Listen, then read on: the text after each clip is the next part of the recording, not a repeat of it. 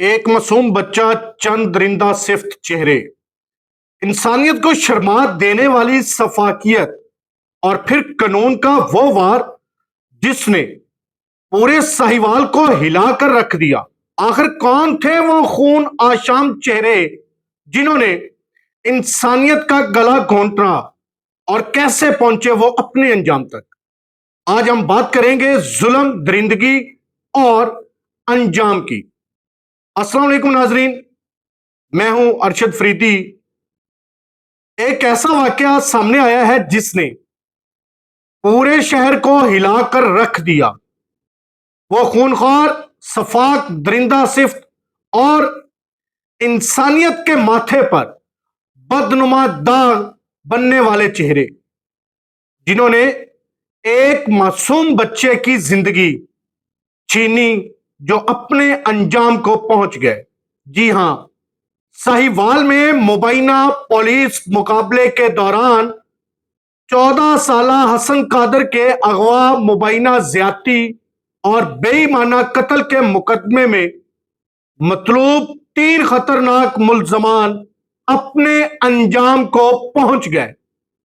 ناظرین، یہ صرف ایک قتل نہیں تھا، یہ انسانیت کے سینے پر وار تھا۔ یہ درندہ صفت مجرموں کی ایسی صفاکی تھی جسے سن کر روح کانپ اٹھتی ہے۔ ایک معصوم بچے کو اغوا کیا گیا، مبینہ زیادتی کا نشانہ بنایا گیا، اور پھر انتہائی بے رحمی سے اس کا گلا کاٹ کر لاش کھیتوں میں پھینک دی گئی۔ آخر یہ لوگ انسان تھے یا بھیڑیے؟ کیا ان کے سینوں میں دل دھڑکتے تھے یا پتھر رکھے تھے؟ ایسے بے رحم، سنگ دل اور معاشرے کے ناسور عناصر کسی رعایت کے مستحق نہیں ہوتے۔ ایسے درندے صرف ایک خاندان کے نہیں بلکہ پورے معاشرے کے دشمن ہوتے ہیں۔ یہ وہ عناصر ہیں جو انسانیت کے چہرے پر سیاہ دھبا بن جاتے ہیں۔ ناظرین محترم، پولیس کے مطابق مقدمہ نمبر 799/26 میں مطلوب عدنان مسلی، شوکت اور شعیب مسلی مبینہ پولیس مقابلے کے دوران ہلاک ہوئے۔ اطلاعات کے مطابق جب پولیس نے کارروائی کی تو ان سفاک مجرموں نے فائرنگ شروع کر دی، اور پھر قانون نے اپنا راستہ بنایا۔ اور ناظرین، یہاں ساہیوال پولیس کی قیادت کا ذکر کرنا بھی ضروری ہے۔ ڈی پی او ساہیوال محمد عثمان ٹیپو کی قیادت میں پولیس نے اس احساس اور ہائی پروفائل کیس پر مسلسل کارروائیاں جاری رکھیں۔ پولیس ٹیموں نے دن رات محنت کی اور ان خطرناک ملزمان کو قانون کے شکنجے میں لانے کے لیے بھرپور اقدامات کیے۔